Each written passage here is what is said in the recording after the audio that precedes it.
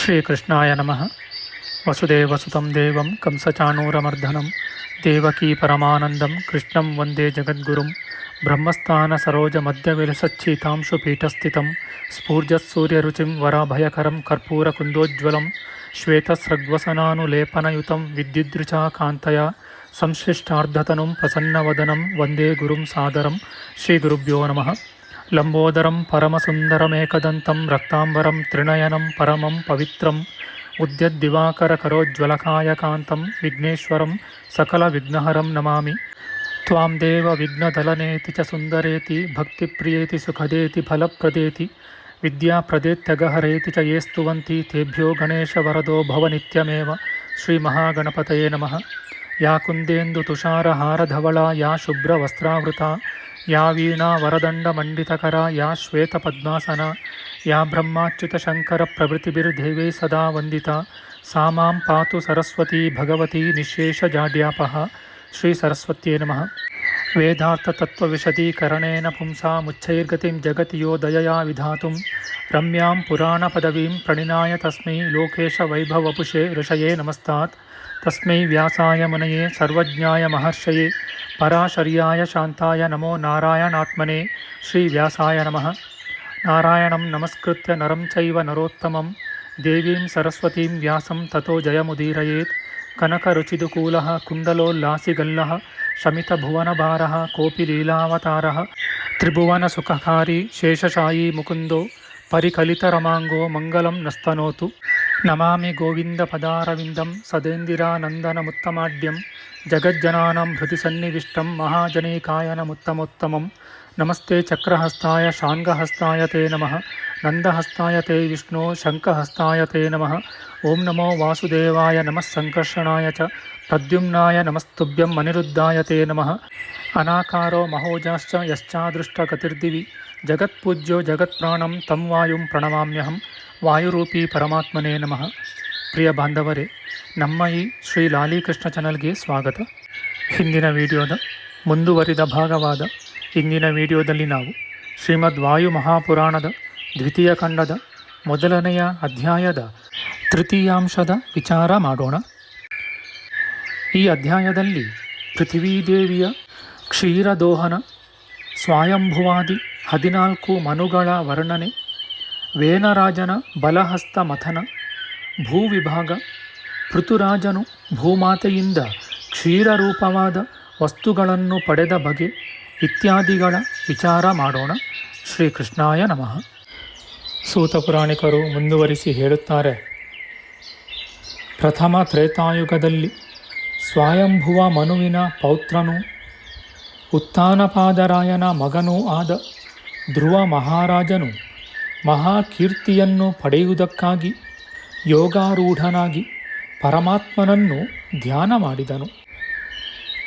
ಅವನ ತಪಸ್ಸಿನಿಂದ ಪ್ರೀತನಾದ ಬ್ರಹ್ಮದೇವನು ಜ್ಯೋತಿರ್ಮಂಡಲದಲ್ಲಿ ಅತ್ಯುತ್ತಮವೂ ಮನೋಹರವೂ ವೃದ್ಧಿಹ್ರಾಸರಹಿತವೂ ಅತ್ಯಂತ ಸ್ಥಿರವೂ ಆದ ಧ್ರುವ ಪದವಿಯನ್ನು ಅವನಿಗೆ ಕೊಟ್ಟನು. ಜ್ಞಾನಿಗಳು ದೈತ್ಯ ದಾನವರ ಗುರುಗಳೂ ಆದ ಶುಕ್ರಾಚಾರ್ಯರು ಆ ಧ್ರುವ ಮಹಾರಾಜನ ಅತ್ಯಧಿಕವಾದ ತಪಸ್ಸಮೃದ್ಧಿಯನ್ನೂ ಮಹಾಮಹಿಮೆಯನ್ನೂ ನೋಡಿ ವಕ್ಷ್ಯಮಾಣ ರೀತಿಯಿಂದ ಶ್ಲೋಕಗಳ ಮೂಲಕ ವರ್ಣಿಸಿದರು. ಮಹಾಸ್ಥಿರಚಿತ್ತನಾದ ಈ ಧ್ರುವರಾಯನ ತಪಶಕ್ತಿಯೂ ಅವನ ಜ್ಞಾನವೂ ಹೋಮದ ಪ್ರಭಾವವೂ ಭಗವನ್ನಿಷ್ಠತೆಯೂ ಅತ್ಯತಿಶಯವಾಗಿದೆ. ಏಕೆಂದರೆ ಈ ಧ್ರುವನು ತನ್ನ ತಪೋ ಮಹಿಮೆಯಿಂದ ಸಪ್ತರ್ಷಿ ಮಂಡಲದ ಮೇಲ್ಭಾಗದಲ್ಲಿ ಹೊಳೆಯುತ್ತಿರುವನು. ಆ ಸ್ವರ್ಗಲೋಕವೇ ಧ್ರುವನದಾಗಿದೆ. ಇವನೇ ಸ್ವರ್ಗಪತಿಯೂ ಇಂದ್ರನೂ ಆಗಿರುವನೆಂದು ಶುಕ್ರಾಚಾರ್ಯರು ಧ್ರುವನನ್ನು ಹೊಗಳಿದರು. ಭೂದೇವಿಯು ಧ್ರುವರಾಯನ ಅನುಗ್ರಹದಿಂದ ಪುಷ್ಟಿ ಭವ್ಯರೆಂಬ 2 ಮಕ್ಕಳನ್ನು ಪಡೆದಳು. ತರುವಾಯ ಧ್ರುವ ಮಹಾರಾಜನ ಪುತ್ರನೂ ರಾಜನೂ ಆದ ಪುಷ್ಟಿಯು ತನ್ನ ಛಾಯೆಯನ್ನು ಕುರಿತು, ನೀನು ನಾರಿಯಾಗೆಂದು ಆಶಿಸಿದನು. ಹೀಗೆ ಪುಷ್ಟಿ ಮಹಾರಾಜನು ಸತ್ಯವಾಗಿ ಮಾತನಾಡಲಾಗಿ ಆ ಭೂದೇವಿಯು ತಕ್ಷಣದಲ್ಲಿಯೇ ದಿವ್ಯಾವಯವಗಳಿಂದ ಯುಕ್ತಳೂ ದಿವ್ಯಾಭರಣ ಭೂಷಿತಳೂ ಆದ ದಿವ್ಯ ನಾರೀಮಣಿಯಾದಳು. ಅನಂತರ ಆ ಪುಷ್ಟಿ ಮಹಾರಾಜನು ತನ್ನ ಛಾಯಾದೇವಿಯಲ್ಲಿ ಪ್ರಾಚೀನ ಗರ್ಭ, ವೃಷಕ, ವೃಕ, ವೃಕಲ ಮತ್ತು ಧೃತಿ ಎಂಬ ನಿರ್ದೋಷಿಗಳೂ ಶೂರರೂ ಆದ 5 ಜನ ಮಕ್ಕಳನ್ನು ಪಡೆದನು.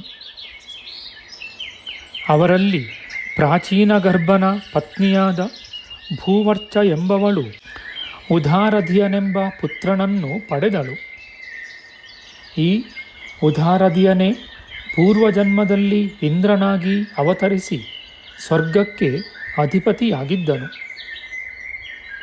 ವಿಭು ಎಂಬವನು 1000 ವರ್ಷಗಳಿಗೆ ಒಂದು ಸಲ ಆಹಾರವನ್ನು ತೆಗೆದುಕೊಳ್ಳುತ್ತಾ 1 ಮನು ಕಲ್ಪದವರೆಗೂ ಘೋರವಾದ ತಪಸ್ಸನ್ನು ಮಾಡಿದನು. ಕೊನೆಗೆ ಅವನು ಇಂದ್ರ ಪದವಿಯನ್ನು ಹೊಂದಿದನು.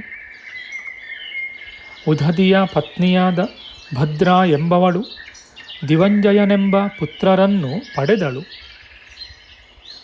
ಆ ದಿವಂಜಯನ ಪತ್ನಿಯಾದ ಆ ಸುಂದರಾಂಗಿಯು ರಿಪುಂಜಯರೆಂಬ 2 ಮಕ್ಕಳನ್ನು ಪಡೆದಳು.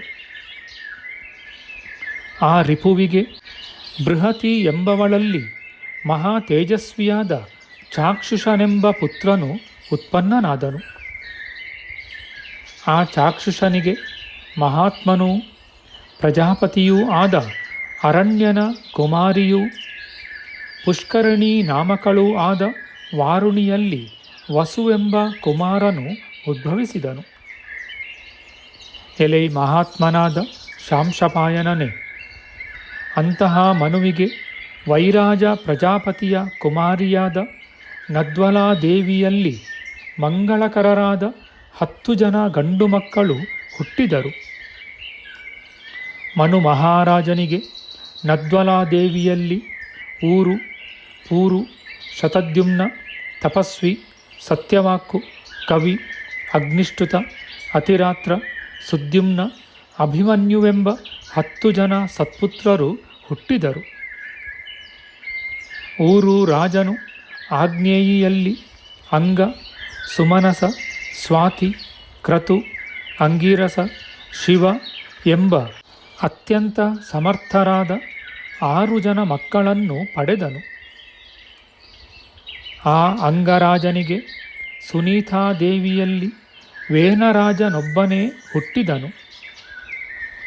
ಆ ವೇನರಾಜನು ಅತ್ಯಂತ ದುಷ್ಟನೂ ಪ್ರಜಾಹಿಂಸಕನೂ ಆದುದರಿಂದ ಅವನ ಮೇಲೆ ತಂದೆಯಾದ ಅಂಗರಾಜನಿಗೆ ಬಹಳ ಕೋಪ ಉಂಟಾಯಿತು. ಆ ವೇನರಾಜನಿಗೆ ಮಕ್ಕಳಿರಲಿಲ್ಲ. ಅದರಿಂದ ಮಹರ್ಷಿಗಳು ಸಂತಾನಕ್ಕಾಗಿ ಅವನ ದಕ್ಷಿಣ ಹಸ್ತವನ್ನು ಮಥನ ಮಾಡಿದರು. ಹೀಗೆ ಮಹರ್ಷಿಗಳು ವೇನರಾಜನ ಹಸ್ತವನ್ನು ಮಥಿಸಲಾಗಿ ಮಹಾತ್ಮನೂ ವೈನ್ಯ ನಾಮಕನೂ ಮಹೀಪಾಲ ಗುಣೋಪೇತನೂ ಆದ ಪೃಥು ಮಹಾರಾಜನು ಆವಿರ್ಭವಿಸಿದನು. ಅವನು 3 ಲೋಕ ಪ್ರಖ್ಯಾತನೂ ಮಹಾಶೂರನೂ ಆಗಿದ್ದನು. ವೇನರಾಜನ ಪುತ್ರನಾದ ಆ ಪೃಥು ಮಹಾರಾಜನು ಧನುರ್ಧಾರಿಯೂ ಕವಚಧಾರಿಯೂ ಅಗ್ನಿಯಂತೆ ಅತಿ ತೇಜಸ್ವಿಯೂ ಕ್ಷಾತ್ರ ಧರ್ಮೋಪೇತನೂ ಆಗಿ ಸಮಸ್ತ ಲೋಕಗಳನ್ನು ಧರ್ಮದಿಂದ ಪಾಲಿಸುತ್ತಿದ್ದನು. ಚಕ್ರವರ್ತಿಯೂ ಸಾರ್ವಭೌಮನೂ ಆದ ಆ ಪೃಥು ಮಹಾರಾಜನು ರಾಜಸೂಯ ಯಾಗವನ್ನು ಮಾಡಿದವರಲ್ಲಿ ಅಗ್ರಗಣ್ಯನೂ ಲೋಕಮಾನ್ಯನೂ ಆಗಿದ್ದನು. ಆಗ ಅವನನ್ನು ಹೊಗಳುವುದಕ್ಕಾಗಿ ಅತಿ ನಿಪುಣರಾದ ಸೂತ ಮಾಗಧಿಗಳು ಉತ್ಪನ್ನರಾದರು. ಮಹಾತ್ಮನಾದ ಆ ಪೃಥು ಮಹಾರಾಜನು ಈ ಭೂದೇವಿಯನ್ನು ಕಾಮಧೇನುವನ್ನಾಗಿ ಮೇರುವನ್ನು ಕರುವನ್ನಾಗಿ ಮಾಡಿಕೊಂಡು ಪ್ರಜೆಗಳ ಜೀವನಕ್ಕಾಗಿ ದೇವತೆಗಳು, ಮಹರ್ಷಿಗಳು, ಪಿತೃಗಳು, ದಾನವರು, ಗಂಧರ್ವರು, ಯಕ್ಷ ರಾಕ್ಷಸರು, ಸಮಸ್ತವಾದ ಮರ ಗಿಡ ಬಳ್ಳಿಗಳು, ಪರ್ವತಗಳು ಇವುಗಳ ಸಂಗಡ ಕ್ಷೀರರೂಪವಾದ ಸಸ್ಯಗಳನ್ನು ಕರೆದನು. ಪೃಥು ಮಹಾರಾಜನು ಗೋರೂಪಿಯಾದ ಭೂಮಾತೆಯನ್ನು ಕರೆಯಲಾಗಿ ಆಯಾ ಪಾತ್ರೆಗಳಲ್ಲಿ ಅವರವರಿಗೆ ಬೇಕಾಗುವ ಸಮಸ್ತ ವಸ್ತುಗಳೂ ಯಥೇಚ್ಛವಾಗಿ ದೊರೆತವು. ಆ ಕ್ಷೀರರೂಪವಾದ ಸಮಸ್ತ ವಸ್ತುಗಳಿಂದಲೂ ಸರ್ವರಿಗೂ ಆಹಾರವನ್ನು ಒದಗಿಸಿ ಉದ್ಧಾರ ಮಾಡಿದನು. ಋಷಿಗಳು ಕೇಳುತ್ತಾರೆ, ಎಲೆ ಜ್ಞಾನಿಗಳಾದ ಸೂತ ಪುರಾಣಿಕರೇ, ನೀವು ದಯಪಾಲಿಸಿ ಪೃಥು ಮಹಾರಾಜನ ಜನನವನ್ನು ವಿಸ್ತಾರವಾಗಿ ನಿರೂಪಿಸಿರಿ. ಮಹಾತ್ಮನಾದ ಆ ಪೃಥು ಮಹಾರಾಜನು ಪೂರ್ವದಲ್ಲಿ ದೇವ, ದಾನವ, ಯಕ್ಷ, ರಾಕ್ಷಸ, ಗಂಧರ್ವ, ಉರಗ, ಅಪ್ಸರಸ, ಬ್ರಹ್ಮರ್ಷಿ ಇವರ ಸಂಗಡ ಭೂಮಿಯನ್ನು ಹೇಗೆ ಕರೆದನು? ಯಾವ ಯಾವ ಪಾತ್ರೆಗಳಲ್ಲಿ ಕರೆದನು? ಯಾರು ಕರೆದರು? ಹಾಲು ಎಂತಹುದಾಗಿತ್ತು? ಕರುವು ಯಾವುದು? ಹೇಗೆ ಕರೆದನು? ಇವೇ ಮೊದಲಾದುವನ್ನು ವಿಸ್ತಾರವಾಗಿ ನಿರೂಪಿಸಬೇಕೆಂದು ಕೇಳಿಕೊಂಡರು. ಎಲೆ ಮಹಾತ್ಮನೇ, ಪೂರ್ವದಲ್ಲಿ ಮಹರ್ಷಿಗಳು ವೇನರಾಜನ ಮೇಲೆ ಸಿಟ್ಟಾಗಲು ಕಾರಣವಾವುದು? ಅವನ ಹಸ್ತವನ್ನು ಮಥಿಸಲು ಮುಖ್ಯವಾದ ಉದ್ದೇಶವೇನು? ಇವೆಲ್ಲವನ್ನು ವಿಸ್ತಾರವಾಗಿ ಹೇಳಬೇಕೆಂದು ಮುನಿಗಳು ಕೇಳಿದರು. ಸೂತಮುನಿಯು ಹೇಳುತ್ತಾರೆ, ಎಲೆ ವಿಪ್ರವರ್ಯರೇ, ನಿಮಗೋಸ್ಕರ ವೇನನ ಮಗನಾದ ಪೃಥು ಮಹಾರಾಜನ ಉತ್ಪತ್ತಿಯನ್ನು ಯಥಾಸ್ಥಿತವಾಗಿ ನಿರೂಪಿಸುವೆನು. ನೀವು ಸ್ಥಿರ ಮನಸ್ಕರಾಗಿ ಏಕ ಮನಸ್ಕತೆಯಿಂದ ಕೇಳಿರಿ ಎಂದು ಹೇಳಿದರು. ಎಲೆ ವಿಪ್ರರೇ, ಈ ಚರಿತೆಯನ್ನು ಅಶುಚಿಯೂ ಪಾಪಿಷ್ಟನೂ ಅಹಿತನೂ ನಿಯಮರಹಿತನೂ ಆದ ಮನುಷ್ಯನಿಗೆ ಅವಿಧೇಯನಾದ ಶಿಷ್ಯನಿಗೂ ಎಂದಿಗೂ ಹೇಳಬಾರದು. ಯಾವ ಪುರುಷನು ದ್ವೇಷಾಸೂಯವಿಲ್ಲದೆ ಋಷಿ ಪ್ರೋಕ್ತವೂ ರಹಸ್ಯವೂ ಪುಣ್ಯಕವೂ ವೇದಗಳಿಗೆ ಸಮವೂ ಆದ ಪೃಥು ಮಹಾರಾಜನ ಚರಿತೆಯನ್ನು ಕೇಳುವನೋ ಅವನಿಗೆ ಸ್ವರ್ಗಾದಿ ಸರ್ವ ಸೌಖ್ಯವೂ ಆಯುರಾರೋಗ್ಯಾದಿ ಸರ್ವ ಸೌಭಾಗ್ಯವೂ ಸಿದ್ಧವಾಗುವವು. ಯಾವ ಪುರುಷನು ಆದಿಯಲ್ಲಿ ಗುರುಗಳಿಗೆ ನಮಸ್ಕಾರ ಮಾಡಿ ವಿಶ್ವಾಸದಿಂದ ವೇನರಾಜನ ಕುಮಾರನಾದ ಪೃಥು ಮಹಾರಾಜನ ಚರಿತ್ರೆಯನ್ನು ಸತ್ಪುರುಷರಿಗೆ ಉಪದೇಶ ಮಾಡುವರೋ ಅವರಿಗೆ ಎಂದಿಗೂ ದುಃಖಗಳು ಸಂಭವಿಸುವುದಿಲ್ಲ. ಆ ಪೃಥು ಮಹಾರಾಜನು ಧರ್ಮ ವ್ಯವಸ್ಥಾಪಕನೂ ಅತ್ರಿ ಮಹರ್ಷಿಗಳಿಗೆ ಸಮನಾದ ರಾಜರ್ಷಿಯೂ ಪ್ರಜಾರಂಜಕನೂ ಆಗಿದ್ದನು. ಅತ್ರಿ ಮಹರ್ಷಿಗಳ ವಂಶದಲ್ಲಿ ಅಂಗನೆಂಬ ಮಹಾರಾಜನು ಉತ್ಪನ್ನನಾದನು. ಅವನಿಗೆ ವೇನರಾಜನು ಪುತ್ರನಾಗಿ ಜನಿಸಿದನು. ಆ ವೇನರಾಜನು ಅತ್ಯಂತ ಅಧಾರ್ಮಿಕನೂ ಪ್ರಜಾಕಂಟಕನೂ ಆಗಿದ್ದನು. ಆ ವೇನನು ಯಮದೇವನ ಕುಮಾರಿಯಾದ ಸುನೀತಾದೇವಿಯಲ್ಲಿ ಜನಿಸಿದನು. ತಾತನಾದ ಅಂದರೆ ತಾಯಿಯ ತಂದೆಯಾದ ಯಮದೇವನಲ್ಲಿದ್ದ ಕ್ರೌರ್ಯಾದಿ ದುರ್ಗುಣಗಳೇ ಮೊಮ್ಮಗನಾದ ವೇನರಾಜನಲ್ಲಿ ವಿಶೇಷವಾಗಿದ್ದವು. ಅಂತಹ ವೇನರಾಜನು ಧರ್ಮಗಳನ್ನು ತ್ಯಾಗ ಮಾಡಿ ಸ್ವೇಚ್ಛಾಚಾರಿಯಾಗಿ ಅಧರ್ಮ ಸ್ಥಾಪಕನೂ ಲೋಕ ವಿರೋಧಿಯೂ ಜನಕಂಟಕನೂ ಧರ್ಮದ್ವೇಷಿಯೂ ಆಗಿದ್ದನು. ಆ ವೇನರಾಜನು ವೇದಶಾಸ್ತ್ರಗಳನ್ನು ಮೀರಿ ಅಧರ್ಮದಲ್ಲಿಯೇ ಬಹಳವಾಗಿ ನಿರತನಾಗಿದ್ದನು. ಅವನು ರಾಜ್ಯವಾಳುವ ಸಮಯದಲ್ಲಿಯೇ ಯಜ್ಞ ಯಾಗಾದಿ ಸತ್ಕಾರ್ಯಗಳು ಇಲ್ಲದೆಯೇ ವೇದಾಧ್ಯಯನ ಸ್ವಾಹಾಕಾರ ವಷಟ್ಕಾರಾದಿಗಳು ಸುತರಾಂ ನಿಂತು ಹೋದವು. ದೇವತೆಗಳು ಯಜ್ಞಾದಿಗಳಲ್ಲಿ ಕೊಡತಕ್ಕ ಹವಿರ್ಭಾಗ ಸೋಮಪಾನವಿಲ್ಲದೆ ಖಿನ್ನರಾದರು. ವೇನರಾಜನು ತಾನು ರಾಜ್ಯವಾಳುವಾಗ ಯಾವನು ಯಾಗವನ್ನು ಹೋಮವನ್ನು ಮಾಡಬಾರದು, ಸತ್ಕರ್ಮಾದಿ ಅನುಷ್ಠಾನಗಳನ್ನು ಮಾಡಬಾರದೆಂದು ಕ್ರೂರವಾದ ಅಪ್ಪಣೆಯನ್ನು ಕೊಟ್ಟಿದ್ದನು.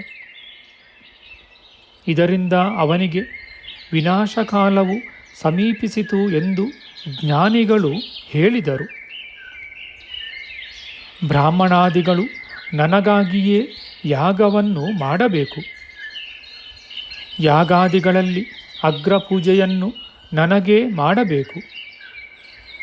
ನನಗಾಗಿಯೇ ಯಜ್ಞವನ್ನು ಹೋಮಾದಿಗಳನ್ನು ಮಾಡಬೇಕೇ ವಿನ ದೇವತೋದ್ದೇಶಕವಾಗಿ ಯಜ್ಞ ಯಾಗಾದಿಗಳನ್ನು ಮಾಡಬಾರದೆಂದು ಆಜ್ಞಾಪಿಸಿದನು. ಆಗ ಮರೀಚಿಯೇ ಮೊದಲಾದ ಮಹರ್ಷಿಗಳು ಮರ್ಯಾದಾತೀತನೂ ಅಧರ್ಮ ಪ್ರವರ್ತಕನೂ ದುರಭಿಮಾನಿಯೂ ದುರಾಚಾರಿಯೂ ಆದ ವೇನರಾಜನಿಗೆ ಇಂತೆಂದರು. ಮಹರ್ಷಿಗಳೆಲ್ಲರೂ ಕೂಡಿ ವೇನನನ್ನು ಕರೆದು, ಎಲೈ ವೇನರಾಜನೇ, ನಾವು 100 ವರ್ಷಗಳವರೆಗೂ ಯಾಗಾದಿಗಳಲ್ಲಿ ದೀಕ್ಷೆಯನ್ನು ಹೊಂದಿರುತ್ತೇವೆ. ನೀನು ಮಾತ್ರ ಅಧರ್ಮವನ್ನು ಆಚರಿಸಬೇಡ. ಇದು ನಿನಗೆ ಯೋಗ್ಯವಲ್ಲ. ನೀನು ಮಾಡುವುದು ಸನಾತನ ಧರ್ಮವಲ್ಲ. ಬ್ರಹ್ಮನು ನೀನು ಬೇಗನೆ ಮೃತನಾಗಬೇಕೆಂದು ನಿನಗೆ ಈ ದುರ್ಬುದ್ಧಿಯನ್ನು ಉಂಟು ಮಾಡಿರುವನು ಎಂದು ಹೇಳಿದರು. ಆದುದರಿಂದ ನೀನು ನಿನ್ನ ಪೂರ್ವಿಕರಂತೆ ಪ್ರಜೆಗಳನ್ನು ಧರ್ಮದಿಂದ ಪಾಲಿಸುವವನಾಗು. ಅಧರ್ಮ ಪ್ರವರ್ತಕನಾಗಬೇಡವೆಂದು ಮುನಿಗಳು ವೇನನಿಗೆ ಉಪದೇಶ ಮಾಡಿದರು. ಆಗ ವೇನನು ಹೀಗೆ ಸದುಪದೇಶ ಮಾಡಿದ ಮುನಿಗಳಾದ ಬ್ರಹ್ಮರ್ಷಿಗಳನ್ನು ಕುರಿತು ಇಂತೆಂದನು. ನಮ್ಮ ಮುಂದಿನ ವಿಡಿಯೋದಲ್ಲಿ ನಾವು ಶ್ರೀಮದ್ ವಾಯು ಮಹಾಪುರಾಣದ ದ್ವಿತೀಯ ಖಂಡದ 1ನೆಯ ಅಧ್ಯಾಯದ ಚತುರ್ಥಾಂಶದ ವಿಚಾರ ಮಾಡೋಣ. ಆಧ್ಯಾತ್ಮಿಕ ಚರ್ಚೆ ಮತ್ತು ವಿಚಾರ ವಿನಿಮಯಕ್ಕಾಗಿ ಶುರು ಮಾಡಿದ ಈ ಚಾನಲ್ನಲ್ಲಿ ನಾವು ಅಪ್ಲೋಡ್ ಮಾಡುವ ಎಲ್ಲ ವಿಡಿಯೋಗಳನ್ನು ಸಂಪೂರ್ಣವಾಗಿ ನೋಡಿ ನಿಮ್ಮ ಸಲಹೆಗಳನ್ನು ಕಮೆಂಟ್ ಬಾಕ್ಸ್ನಲ್ಲಿ ಬರೆಯಿರಿ.